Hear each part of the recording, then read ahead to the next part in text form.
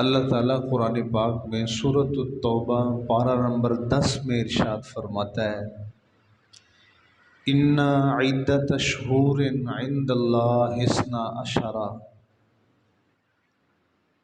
اللہ تعالیٰ نے 12 مہینوں کو پیدا کیا، اور یہ 12 مہینے جو محرم سے شروع ہو کر ذوالحج پر ختم ہوتے ہیں، یہ کب سے چل رہے ہیں، کب سے جاری ہیں؟ اللہ تعالیٰ فرماتا ہے یوم خلق السماوات والارض، جس دن سے آسمان اور زمین کی تخلیق ہوئی ہے تب سے یہ 12 مہینوں کا سلسلہ جاری ہے۔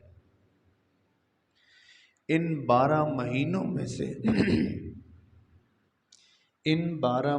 میں سے جو کہ سارے اللہ کے مہینے ہیں، اللہ کی مخلوق ہیں، اللہ فرماتا ہے منہا اربعۃ حرم، 4 مہینے ایسے ہیں جو میرے نزدیک زیادہ عزت والے ہیں، زیادہ حرمت والے ہیں۔ رمضان شریف کے بعد وہ 4 مہینے جن کے بارے میں اللہ تعالیٰ قرآن پاک میں فرماتا ہے منہا اربعۃ حرم، یہ 4 مہینے اللہ کے نزدیک معزز، محترم اور حرمت والے ہیں۔ وہ کون سے ہیں؟ 3 اکٹھے ہیں، شوال، ذی قعدہ اور ذوالحج، اور ایک الگ ہے رجب۔ یہ 4 مہینے 12 مہینوں میں سے اللہ کے نزدیک بہت زیادہ محترم ہیں، بہت زیادہ محترم ہیں۔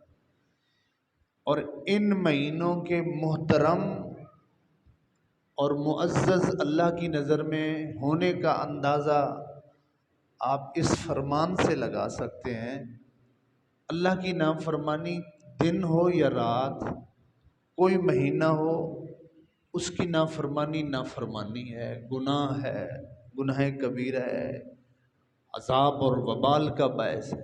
لیکن خصوصاً اللہ فرماتا ہے فلا تظلموا فیہا، ان 4 مہینوں میں کبھی بھی گناہ نہ کرنا، نافرمانی نہ کرنا۔ باقی مہینوں کی بنسبت ان مہینوں میں کی جانے والی نافرمانی اور گناہ اللہ کی نظر میں وہ زیادہ شدید ہے، زیادہ عذاب اور زیادہ وبال کا باعث ہے۔ بالکل ایسے ہی جیسے بہر بازار میں یا گھر میں کیا جانے والا گناہ اور مسجد میں کیا جانے والا گناہ، جیسے اس میں فرق ہے کہ نہیں ہے؟ سیم اسی طرح ملک پاکستان یہ دنیا کے کسی بھی کونے اور جگہ پر کی جانے والی برائی اور حرم شریف میں کی جانے والی برائی میں فرق ہے کہ نہیں ہے؟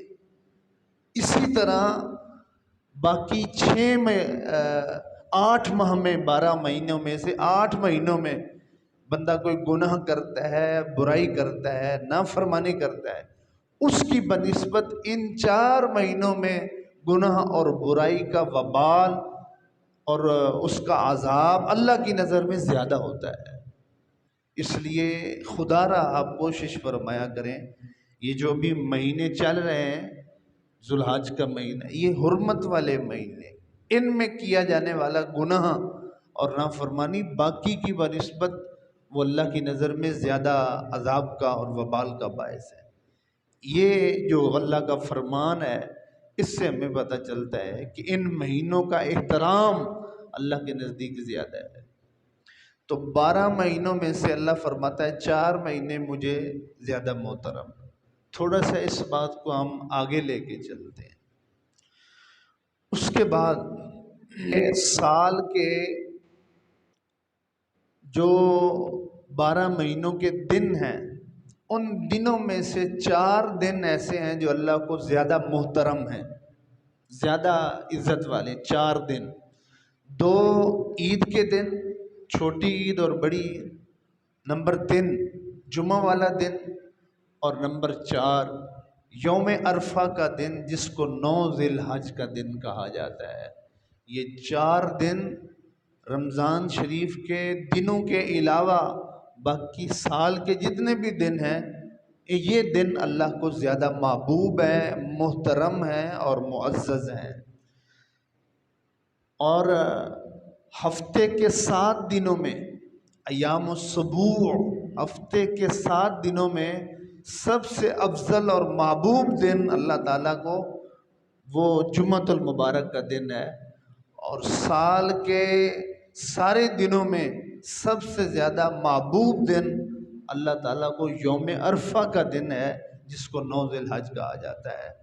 اللہ سارا سال میں اتنے لوگوں کی مغفرت نہیں کرتا، گناہوں کو نہیں معاف کرتا ہے، جتنا یوم عرفہ کو اللہ امت کے گناہگار لوگوں کی مغفرت کرتا ہے، خصوصاً میدان عرفات میں موجود افراد اور ان حاجیوں کے وسیلے سے جن جن لوگوں کے لیے حاجیوں نے دعائیں کی، اللہ ان کی بھی مغفرت فرما دیتا ہے۔ اور ذرا اس سے آگے بڑھیں تو 12 مہینوں میں 36 عشرے بنتے ہیں۔ 12 مہینوں کے کتنے عشرے بنتے ہیں؟ 36 عشرے، 36۔ یہ جو عشرے ہیں، ان 36 عشروں میں رمضان کے 3 عشرے نکال کر 2 عشرے ایسے ہیں جو اللہ کو بہت محبوب ہیں، بہت محترم ہیں، بہت معزز ہیں۔ ایک محرم کا پہلا عشرہ جو سال کا پہلا مہینہ ہے، اور ایک ذو الحج کا پہلا عشرہ جو کہ سال کا آخری مہینہ ہے۔ سال کے پہلے مہینے کا پہلا عشرہ اور سال کے آخری ماہ ذو الحج کا پہلا عشرہ، یہ اللہ کو بہت زیادہ سارے عشروں میں محترم عشرہ ہے۔ ان 2 عشروں میں سے دوسرا عشرہ جو ذو الحج کا پہلا عشرہ ہے، وہ ہمارے خطبہ جمعہ کے حوالے سے اس حوالے سے زیادہ محترم ہے، اور اس کو بیان کریں گے۔ ذو الحج کا پہلا عشرہ 1 ذی الحج سے لے کر 10 ذی الحج تک ہے، مکرم ہے اور اس کا محترم ہے اللہ تعالیٰ کی نظر میں۔ خصوصاً اس کے احترام کا اندازہ اس فرمان الہی سے لگائیں۔ اللہ نے اس عشرے کا قرآن میں ذکر فرمایا ہے، پارہ نمبر 30 ہے، سورۃ الفجر ہے، اور اللہ تعالیٰ ارشاد فرماتا ہے، انداز کلام خداوندی دیکھیے، سورۃ الفجر کا آغاز اس لفظ سے ہو رہا ہے، والفجر ولیال عشر والشفع والوتر واللیل اذا یسر هل فی ذلک قسم الذی حجر۔ اللہ رب العزت ارشاد فرماتا ہے، والفجر، مجھے فجر کی قسم ہے۔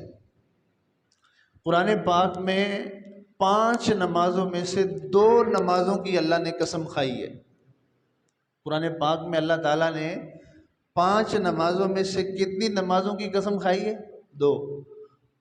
اور جس صورت میں جس نماز کی اللہ نے قسم کھائی، اس صورت کا نام اسی نماز پہ رکھ دیا ہے۔ فجر کی نماز کی قسم کھائی تو اللہ نے سورۃ الفجر رکھ دیا، اور عصر کی نماز کی قسم کھائی تو اللہ نے سورۃ العصر رکھ دیا ہے۔ والفجر، فجر کی قسم، والعصر، نماز عصر کی قسم۔ 5 نمازوں میں سے ان 2 نمازوں کی خالق کائنات نے قسم اٹھا کر ان کی شان اور عزت اور احترام کو باقی نمازوں سے نمایاں کیا ہے۔ فجر کی نماز بڑی بھاری ہوتی ہے، رات کے نیند کے لمحات ہوتے ہیں، اور وہ بہت زیادہ غفلت کا وقت ہوتا ہے، اور عصر کی نماز بھی بڑی بھاری وقت میں ہوتی ہے، کام کاج اور مصروفیات کا وقت ہوتا ہے۔ وقت نکال کے عصر کی نماز کو وقت پہ پڑھنا، اللہ فرماتا ہے فجر کی نماز کی بھی قسم اور عصر کی نماز کی بھی قسم۔ جن نمازوں کی قسم اللہ رب العزت ارشاد فرما رہا ہے، ان نمازوں کا اہتمام کرنے والے لوگ اللہ کے نزدیک محترم ہو جاتے ہیں اور وہ معزز بن جاتے ہیں۔ اللہ ہمیں ساری نمازوں کا وقت پر اہتمام کرنے کی توفیق عطا فرمائے۔ والفجر، فجر کی نماز کی قسم، ولیال عشر، عربی میں رات کو لیل کہتے ہیں، لیل، لیلۃ القدر، فارسی میں رات کو شب کہتے ہیں، شب قدر۔ شب پاسی، لیل سنگولر ہے، اس کا پلورل ہے لیالی، راتیں۔ اللہ فرماتا ہے وَلَيَالٍ عَشْرٍ، عشر 10 کو کہتے ہیں، 10 عشرہ اسی سے ہے، عشرہ 10 دن۔ اللہ رب العزت ارشاد فرماتا ہے والفجر، فجر کی قسم، وَلَيَالٍ عَشْرٍ، اور مجھے 10 راتوں کی قسم۔ جمہور اور کثیر مفسرین اور علماء نے ان 10 راتوں کی تفسیر اور وضاحت میں فرمایا، جن 10 راتوں کی سورۃ الفجر میں اللہ نے قسم فرمائی ہے وہ 10 راتیں ذوالحج کی پہلی 10 راتیں ہیں، ذوالحج کے پہلے 10 دن ہیں، جن کی قسم اللہ رب العزت نے جو ہے وہ قرآن پاک میں ارشاد فرمائی ہے۔ تو سورۃ الفجر کی دوسری آیت میں جو 10 راتوں کی قسم اللہ ذکر فرما رہا ہے، اس ذوالحج کے پہلے عشرے کا اشارتاً ذکر ہے، یہ اس کی فضیلت کی طرف اشارہ کرتا ہے۔ لیکن میرے کریم نبی کا واضح فرمان اس عشرے کی عظمت کو کتنا واضح بیان کر رہا ہے، آپ حیران ہوں گے۔ عشرہ ذوالحجہ یعنی کہ ذوالحج کے پہلے 10 دن، سبحان اللہ، آپ حدیث پاک سماعت فرمائیں اور اندازہ لگائیں کہ کتنی بڑی عظمت اور فضیلت ہے جو حضور نے ان 10 دنوں کے حوالے سے بیان فرمائی ہے، اور وہ 3 طرح کی فضیلت ہے۔ ذوالحج کے پہلے 10 دنوں کی فضیلت کتنی طرح کی ہے؟ 3 طرح کی۔ حضور سید الانبیاء صلی اللہ علیہ وسلم نے ارشاد فرمایا، سنن نبی داؤد اور سنن ابن ماجہ شریف کی حدیث پاک ہے، آپ نے فرمایا پہلی فضیلت حضور نے فرمایا ما من ایام احب الی اللہ ان یتعبد له فیہا من عشر ذی الحجہ۔ حضور سید الانبیاء صلی اللہ علیہ وسلم ارشاد فرماتے ہیں سال کے باقی سارے دنوں میں کوئی بھی نیک عمل جو کیا جاتا ہے وہ اللہ کو اتنا محبوب اور پیارا نہیں ہوتا ہے جو عمل لیکن 10 دنوں میں کیا جاتا ہے۔ اس سے بڑھ کر اور کوئی دن سال کا ایسا نہیں ہے جس میں کیا گیا نیک عمل اللہ کو محبوب ہوتا ہے جتنا نیک عمل ان 10 دنوں میں اللہ کو پیارا ہوتا ہے۔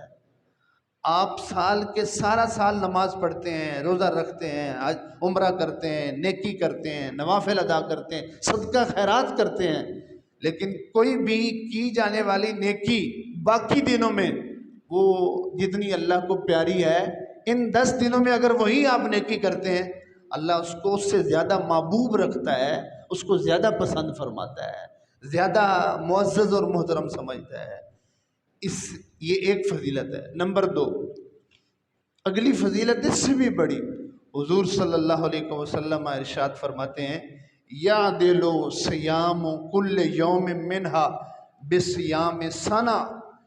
ان 10 دنوں میں ذوالحج مہینہ جو ہے اس کے پہلے 10 دنوں میں کسی دن اگر کوئی ایک روزہ رکھتا ہے اللہ اس کو پورے سال کے روزوں کا ثواب عطا فرماتا ہے۔ ایک دن آپ بھلے 10 یکم ذی الحج کو رکھیں، 2 کو رکھیں، 3 کو رکھیں، 4 کو، 9 تک، کیونکہ 10 کو روزہ رکھنا جو ہے وہ حرام ہے۔ عید کے دن روزہ رکھنا حرام ہے، چھوٹی عید ہو بڑی عید ہو روزہ رکھنا حرام ہوتا ہے۔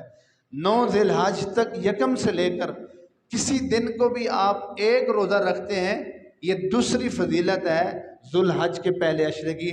حضور نے فرمایا ایک روزے پر اللہ سال بھر کے روزوں کا ثواب عطا فرماتا ہے۔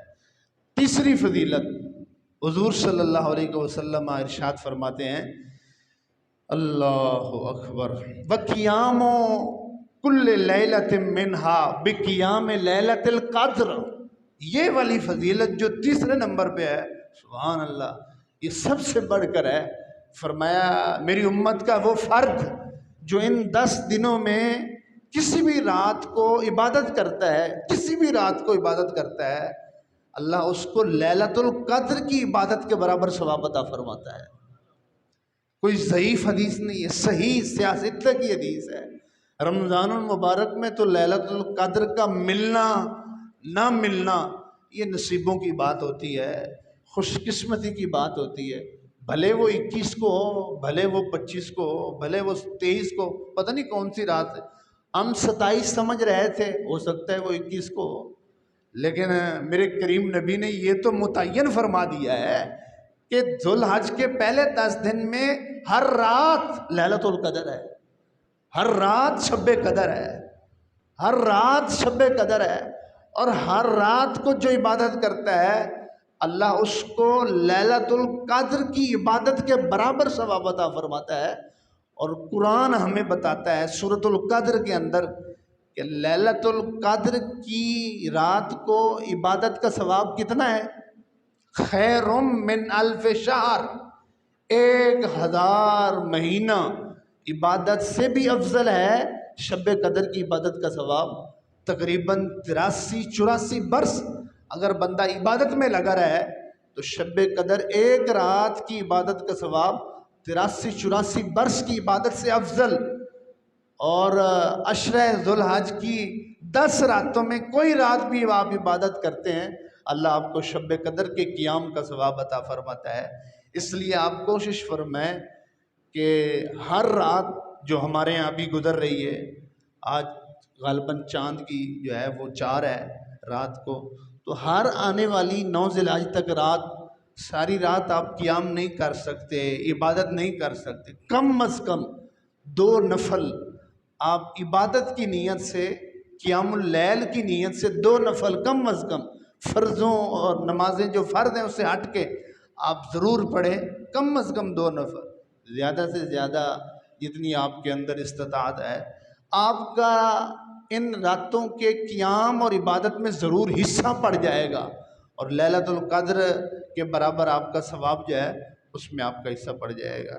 تو یہ 3 فضیلتیں تھیں جو میرے کریم نبی صلی اللہ علیہ وسلم نے عشرہ ذی الحج کے ان ایام کے متعلق ارشاد فرمائی۔ یہ جو 10 دن ہمارے یہاں گزر رہے ہیں انتہائی محترم، انتہائی معزز، محبوب، ان میں کیے جانے والا عمل اللہ کو بڑا پیارا، کی جانے والی نیکی ڈبل ٹرپل 700 گنا سے زیادہ اس پر ثواب۔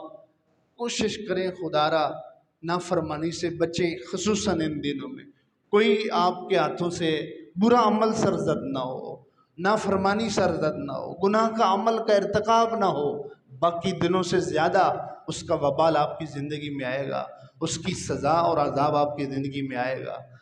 تو اب اس سے آگے بڑھتے ہوئے ان 10 دنوں میں ایک دن خاص کر، ان 10 دنوں میں ایک دن خاص کر اللہ کو ان 10 سے بھی زیادہ محبوب اور افضل ہے۔ وہ کون سا ہے؟ 9 ذی الحج، یوم عرفہ جس کو کہا جاتا ہے، عرفہ کا دن، سبحان اللہ۔ قرآن پاک میں یوم عرفہ 9 ذی الحج کا جو دن ہے، اس کے قرآن پاک میں اللہ نے 10 نام ذکر فرمائے ہیں۔ کتنے؟ 10 نام۔ میرے مطالعہ کی حد تک جتنے بھی جمعۃ المبارک کتنا فضیلت والا دن ہے، ہاں جی، عید کے دن فضیلت والے ہیں، رمضان المبارک کے دن فضیلت والے، میری معلومات اور مطالعہ کی حد تک قرآن پاک میں کسی دن کے نام اتنے زیادہ نہیں آئے جتنے کہ یوم عرفہ کے اللہ نے قرآن پاک میں نام ذکر فرمائے۔ اس دن کا یہ بھی نام ہے، اس دن کا یہ بھی نام ہے، اس دن کا یہ بھی نام ہے۔ میں چند ایک نام آپ کو قرآن سے تھوڑا پڑھ کے سناتا ہوں۔ پہلا نام جو کہ اس دن کا سب سے زیادہ معروف ہے، 9 ذی الحج کا عام بولتے رہتے ہیں، یوم عرفہ، یہی کہتے ہیں نا یوم عرفہ۔ اللہ تعالیٰ ارشاد فرماتا ہے سورۃ البقرہ پارہ نمبر 2، فَإِذَا أَفَضْتُم مِّنْ عَرَفَاتٍ، جب تم یوم عرفہ کے مناسک اور ارکان کو ادا کر لو، فَاذْكُرُوا اللَّهَ، تو پھر تم اللہ کے ذکر میں مشغول ہو جاؤ۔ اس آیت کریمہ میں اللہ نے 9 ذی الحج کا نام یوم عرفہ لیا ہے۔ ویسے تھوڑی سی ایکسپلینیشن میں کرتا جاؤں، عرفہ کا معنی ہوتا ہے پہچان، معرفت۔ عرفہ کا معنی پہچان، معرفت۔ حضرت آدم علیہ السلام کو اللہ تعالیٰ نے دنیا میں نازل فرمایا جنت سے، تو مکہ مدینہ میں نہیں اتارا تھا، کسی اور جگہ پر اتارا۔ اماں حوا سلام اللہ علیہا کو کسی اور جگہ پر اتارا، اور بابا جی آدم علیہ نبی علیہ السلام کو کسی اور جگہ پر اتارا، دونوں کو اکٹھا نہیں اتارا، ایک جگہ پر الگ الگ۔ پھر وہاں کا جو اتصال اور وصال تھا یہاں آ کے فراق میں جب تبدیل ہوا تو وہ دونوں ملاقات کے لیے اللہ سے دعائیں کرتے تھے، وصال کے لیے روتے تھے، تو میرے اللہ نے ان کی دعائیں قبول فرمائی۔ چلتے پھرتے حضرت آدم اور اماں حوا سلام اللہ علیہ ان دونوں کی ملاقات ہوئی ایک جگہ پر، ایک مقام پر، معرفت ہوئی، پہچان ہوئی، اچھا جی آپ وہی ہیں جو جنت میں تھے، آپ وہی ہیں جو وہاں تھے۔ ان کی ملاقات ہوئی، معرفت ہوئی، پہچان ہوئی۔ جس جگہ پر پہچان ہوئی، ملاقات ہوئی، اس جگہ کا نام میدان عرفات، پہچان گاہ، پہچان اور ملاقات کا میدان۔ اور جس دن ان کی ملاقات اور پہچان ہوئی اس دن کا نام یوم عرفہ رکھ دیا گیا ہے۔ دوسری ریزن اس کے نام رکھنے کی کہ حضرت ابراہیم علیہ السلام کو خواب آیا کہ میں اپنے بچے کو اللہ کے راستے میں ذبح فرما رہا ہوں، آپ کو حق الیقین اور عین الیقین نہیں آیا، اطمینان قلبی نہیں ہے۔ دوسری رات کو پھر خواب آیا، پھر بھی آپ نے اس کو تھوڑا ابھی تسلی کے لیے رکھ دیا۔ تیسری رات کو پھر خواب آیا، تو تیسری رات کے خواب کے بعد آپ نے اگلے دن یوم عرفہ 9 ذی الحج کو اس خواب کا آپ کو کامل معرفت اور پہچان اور یقین ہو گئی تھی، اس لیے اس دن کا نام یوم عرفہ رکھ دیا گیا اور پہچان اور یقین کا دن جو ہے وہ رکھ دیا گیا۔ پہلا نام جو اللہ تعالیٰ نے قرآن پاک میں اس دن کا ذکر فرمایا عرفہ، یوم عرفہ۔ دوسرا نام یوم اکمال، یوم اکمال، تکمیل، کامل۔ اس دن کو اللہ تعالیٰ نے امت محمد صلی اللہ علیہ وسلم پر دین کو کامل کر دیا تھا، دین کو مکمل کر دیا تھا، اور آیات تکمیل دین وہ اسی دن کو نازل ہوئی تھی۔ وہ آیت قرآن پاک کی جس میں دین کی تکمیل کا بیان ہے وہ اس دن کو نازل ہوئی تھی، یوم عرفہ کو۔ اس لیے اس دن کا نام یوم اکمال، یوم تکمیل دین، الیوم اکملت لکم دینکم واتممت علیکم نعمتی وردیت لکم الاسلام دینا۔ ایک یہودی نے حضرت عمر بن خطاب رضی اللہ تعالی عنہ سے کہا جس دن یہ آیت نازل ہوئی تھی، اگر یہ آیت ہمارے مذہب اور ہمارے جو ہے ریلیجین اس میں نازل ہوتی ہم اس دن کو عید مناتے، کیونکہ دین اللہ نے ہم پر مکمل کر دیا ہے۔ تو میرے عمر پاک مسکرا کے فرمایا تم اس دن کو عید مناتے، ایک عید، لیکن میرے رب نے کرم فرمایا جس دن یہ آیت ہم پر نازل ہوئی یعنی محمد صلی اللہ علیہ وسلم پر نازل ہوئی، ہماری 2 عیدیں اللہ نے عطا فرمائی تھی۔ ایک جمعہ والا دن تھا اور ایک یوم عرفہ کا دن تھا، عید کا دن تھا۔ دو عیدیں تھیں جو اللہ تعالیٰ نے ہمیں اس آیت کے نزول پر عطا فرمائی تھی۔ تو یوم عرفہ کا ایک نام یوم اکمال ہے، اسی طرح اور بھی قرآن پاک میں اس کے نام ہے یوم الوتر والفجر ولیال عشر والشفع والوتر۔ اللہ فرماتا ہے فجر کی قسم، 10 راتوں کی قسم، والشفع جوڑا، جفت عدد کی قسم، والوتر، وتر کہتے ہیں 3 کو، طاق کو، 1 3 5 7 9 11، یہ جو طاق عدد ہے اللہ فرماتا ہے مجھے وتر کی قسم، یوم الوتر، یوم عرفہ۔ وہ وتر اور طاق کون سا ہے جس کی قسم کھائی جا رہی ہے؟ تو مفسرین فرماتے ہیں چونکہ اس سے پہلے ذو الحج کے پہلے 10 دنوں کا ذکر ہے، اس لیے اللہ تعالیٰ نے 9 ذی الحج کی قسم کھائی ہے خصوصی طور پر، اور وہ وتر کا دن ہے، طاق ہے نا، 9 ذی الحج طاق ہے 9، اس کی قسم ارشاد فرمائی۔ تو بہت سارے نام ہیں جو اللہ تعالیٰ نے خصوصاً یوم عرفہ کے ذکر فرمائے ہیں۔ تو ذو الحج کے پہلے 10 دنوں میں خاص کر جو 9 ذی الحج کا دن ہے یہ انتہائی افضل اور اللہ کو محبوب ہے۔ اس کے بارے میں صحیح حدیث میں حضور نے ایک بہت بڑی فضیلت ارشاد فرمائی۔ میرے کریم نبی صلی اللہ علیہ وسلم نے ارشاد فرمایا یوم عرفہ یعنی 9 ذی الحج کا روزہ جو شخص رکھتا ہے، اللہ اس ایک دن کے روزے کی برکت سے اس کے گزشتہ 1 سال کے گناہ اور آئندہ 1 سال کے گناہوں کو اللہ معاف فرما دیتا ہے۔ لیکن یہ بات ذہن نشین رہے، یوم عرفہ کا روزہ حاجیوں کے لیے جائز نہیں ہے۔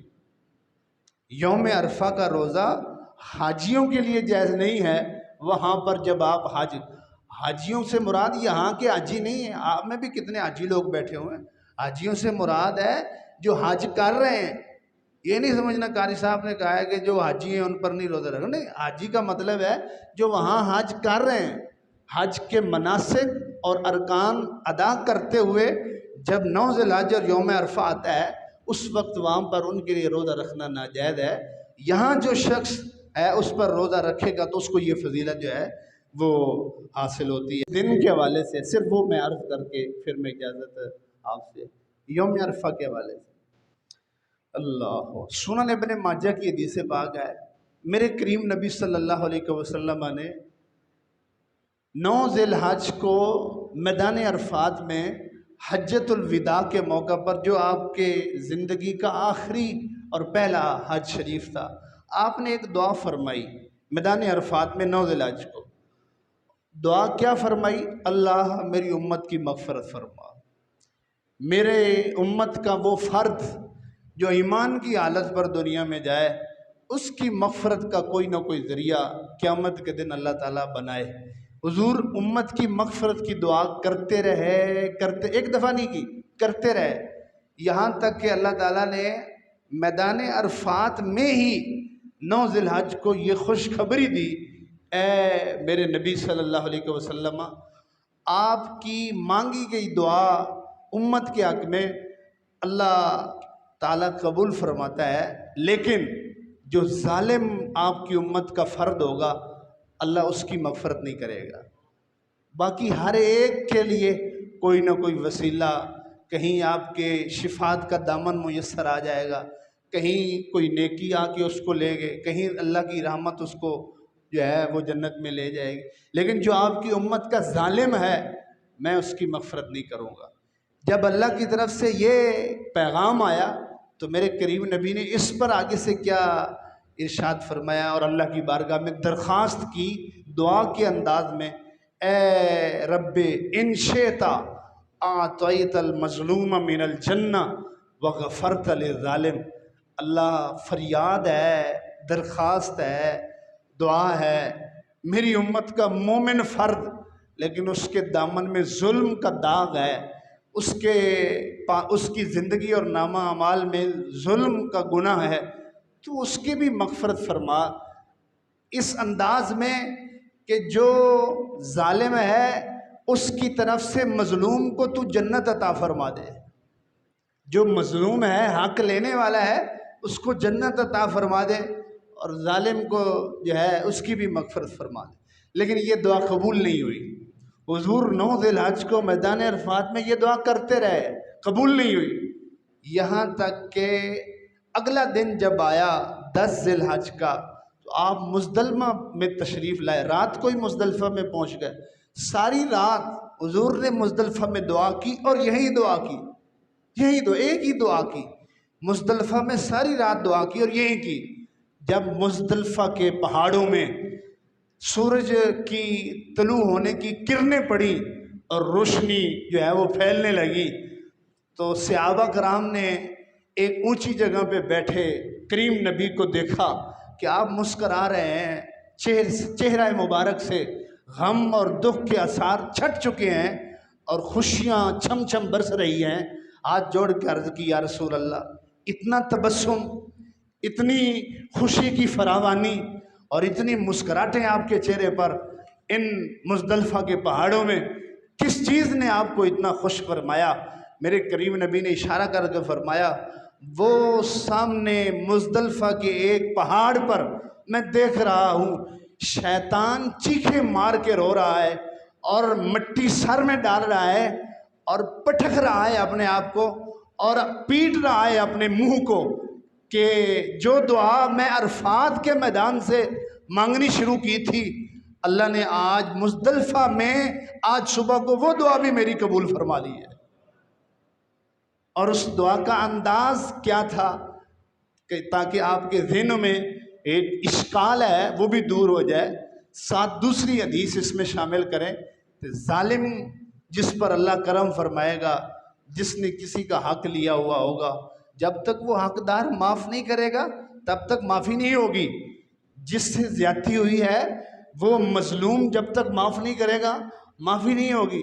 لیکن سبحان اللہ، حضور کی اس دعا کی برکت سے کچھ ایسے ہوں گے جن پر اللہ خاص کرم فرمائے گا، اور وہ کرم کس انداز میں ہوگا ذرا وہ دیکھیے۔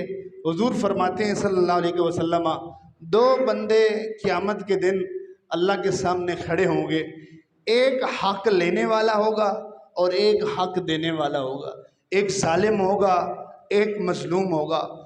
مظلوم اللہ سے کہے گا مولا اس نے میرے سے زیادتی کی، اس نے میرا حق مارا ہے، مجھے اس سے حق لے کر دو۔ میرا اللہ اس ظالم سے جس نے زیادتی کی تھی، جس نے حق مارا تھا، اگر وہ کوئی خاص اس پر کرم ہوا پتہ نہیں کس وجہ سے، شاید حضور کی دعا کی برکت سے، سبحان اللہ، میرا اللہ اس ظالم سے، یہ سارے ظالموں کی بات نہیں ہے، سارے حق لینے والوں کی بات، خاص جو حضور کی دعا کے اثار میں آ گیا اور اس کی جو ہے دعائے رسول اور دعائے نبوی کا اس کو خیرات میں سے اس کو حصہ مل گیا، اللہ تعالیٰ ظالم سے یہ نہیں کہے گا اس سے کہ تو اس کا حق دے، مظلوم سے اللہ کہے گا۔ کچھ ایسے ہوں گے، یہ کچھ سارے کیس اس طرح کے نہیں، یہ کچھ خاص کیس اس طرح کے ہوں گے۔ اللہ مظلوم سے کہے گا تو اپنا سر اٹھا، جب وہ سر اٹھائے گا تو سارے پردے ہٹ جائیں گے، اس کو جنت نظر آئے گی اور جنت کی نعمتیں نظر آئیں گی۔ جب وہ جنت کی نعمتوں کو دیکھے گا، مالک کی بارگاہ میں عرض کرے گا مولا یہ جنت اور اس کی نعمتیں کس کے لیے؟ میرا اللہ فرمائے گا جو اس کی قیمت ادا کر دے ہم اس کو ادا کر دیں گے۔ وہ بندہ عرض کرے گا مالک اس کی قیمت کیا ہے؟ فرمایا جو تو نے اس سے حق لینا ہے وہ اس کو معاف کر دے، ہم تجھے یہ جنت ادا کر دیں گے۔ وہ بندہ کہے گا مولا تیری رضا کی خاطر میں نے اس سے اپنا حق معاف کیا۔ اللہ فرمائے گا لے چل، تو اس کا ہاتھ پکڑ، دونوں مل کے جنت میں داخل ہو جاؤ۔ دے نہیں سکتے وہ کیا کچھ کہ کچھ دے نہیں سکتے، ہوش کر، یہ باس نہ کر، ہوش میں آ اور بھی کچھ مانگ، سرکار کا در ہے، در شاہ تو نہیں، جو مانگ لیا سو مانگ لیا، اور بھی کچھ مانگ۔ یہ حضور کی دعا کی برکت سے کچھ خاص لوگوں کے ساتھ اس طرح کا معاملہ ہوگا۔ اللہ تعالیٰ کے نبی نے یوم عرفہ کو جو دعا مانگنی شروع کی تھی امت کے خاص افراد کے لیے، وہ مزدلفہ میں 10 ذی الحج کو جا کے دعا قبول ہوئی۔ تو آج کے خطبے کا خلاصہ اور سمری یہی ہے کہ یہ جو ذو الحج کا پہلا عشرہ ہمارے یہاں گزر رہا ہے، آپ خصوصاً ان دنوں کا احترام کریں، ان کی عزت و تکریم کریں۔ یہ عشرہ بڑا ہی اللہ کو پیارا ہے، خاص کر 9 ذی الحج کا آپ روزہ رکھنے کی کوشش کریں۔ ان 10 دنوں میں کسی دن کا روزہ رکھ لیں، اللہ 1 سال کے روزے کا ثواب عطا فرماتا ہے۔ خصوصاً 9 ذی الحج کا رکھیں، اللہ 1 سال پہلے اور 1 سال بعد کے گناہوں کو معاف فرما دیتا ہے۔ ان راتوں میں کسی رات کو قیام کریں، بے شک 2 نفل ہی کیوں نہ ہو، اللہ لیلۃ القدر کے قیام کا جو ہے وہ ثواب عطا فرما۔ صدقہ خیرات کریں، قربانی جو وسعت رکھتے ہیں وہ قربانیوں کا اہتمام کریں، جانوروں کو لے آئیں، ان کی عزت و تکریم کریں۔ اللہ فرماتا ہے قرآن پاک میں سورۃ الحج میں ذالک ومن یعظم شعائر اللہ، یہ جو قربانی کے جانور ہیں یہ میری نشانیوں میں سے نشانی ہے، یہ شعائر اللہ ہیں، ان کی تعظیم کرو گے، آپ ان کی تعظیم کرو گے اللہ ثواب دے گا۔ قربانی کے جانور کی عزت کرنا، تعظیم کرنا، تکریم کرنا یہ ثواب کا کام ہے، عبادت کا کام ہے، کیونکہ وہ اللہ کی نشانیوں میں سے ہیں۔ اللہ قرآن پاک میں ارشاد فرماتا ہے اور قربانی کے جانور کی عزت و تکریم کیا ہے؟ اس کو مارو نہیں، اس کو تھکاؤ نہیں، اس کو بھگاؤ نہیں، اس کو تکلیف مت دو، چارہ کھلاؤ، بھوکا نہ رکھو، پیاسا نہ رکھو، پانی پلاؤ، اس کی عزت و تکریم کرو۔ ایک حدیث میں تو حضور نے یہاں تک فرمایا کہ بکری جنتی جانوروں میں سے ایک جانور ہے، اگر اس کے جسم پر مٹی لگ جائے آپ اس کو بھی جھاڑو، یہ بھی اس کی تعظیم ہے اور یہ بھی اس کی تکریم ہے۔ اس کی تکریم، اور اس دھوپ پہ نہ اس کو باندھو، چھائے پہ رکھو، کوئی بھی ایسا عمل نہ کرو جو اس کی تکلیف کا باعث ہو، ہر طرح کی دیکھ بھال میں رکھو۔ قربانی سے پہلے قربانی کے جانور کے ساتھ جو یہ آپ پیار اور محبت کا معاملہ کرتے ہیں، اس کے گلے میں ہار ڈالتے ہیں، اس کو نہلاتے ہیں، اس کے اوپر پانی ڈالتے ہیں، اس کو رنگ لگاتے ہیں کوئی جسم پر، یہ سارے معاملات جس سے آپ کی محبت کا اظہار ہوتا ہے، اس جانور سے پیار اور تکریم کا اظہار ہوتا ہے، ہر عمل پر اللہ آپ کو عبادت کا ثواب عطا فرماتا ہے۔ لیکن میری ایک گزارش ہے آپ سب احباب سے کہ قربانی کے جانور قربان کرتے ہوئے آپ لوگوں کے حقوق کی قربانی نہ کریں، جانوروں کی قربانی کریں، لوگوں کے حقوق کی قربانی مت کیجیے گا۔ جانور کے گلے پر چھری ضرور چلائیں ذبح کے لیے، اللہ کے لیے، لیکن لوگوں کے حقوق پر چھری مت چلائیں۔ 10 ذی الحج کو عید والے دن آپ 3 دن قربانی کے ہوتے ہیں جن میں جانور کو ذبح کیا جاتا ہے، لیکن ان 3 دن کے آنے سے پہلے 15 دن ہم لوگوں کے حقوق ذبح کرنا شروع کر دیتے ہیں۔ قربانی کا جانور ہم اپنے گھر لے آتے ہیں، لوگوں کے گھروں کے سامنے باندھ دیتے ہیں، گلی کے اندر، محلے کے اندر، گھر کے اندر گندگی اور جو ہے وہ پھیلتی ہے، لوگوں کے گھروں کے سامنے اس کو پھینک دیا جاتا ہے، صفائی کا اہتمام نہیں کیا جاتا ہے۔ رات کو لوگ آرام کر رہے ہوتے ہیں اور آپ ان جانوروں کو گلی میں بھگا رہے ہوتے ہیں، جس سے ان کے جو ہے رات کا آرام جو ہے اس میں خلل آتا ہے۔ تو اس طرح قربانی کا جانور عید کے دن ذبح کرنے کے بعد اس کی گندگی کو گلی میں پھینک دینا، محلے میں پھینک دینا لوگوں کی تکلیف کا باعث بنتا ہے، راہ گزرنے والے جو افراد ہیں ان کی تکلیف کا باعث بنتا ہے۔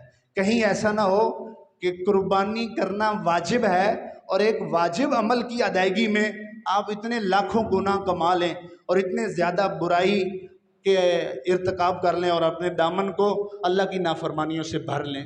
اللہ تعالی ہم سب کو سمجھنے کی اور عمل کی توفیق عطا فرمائے۔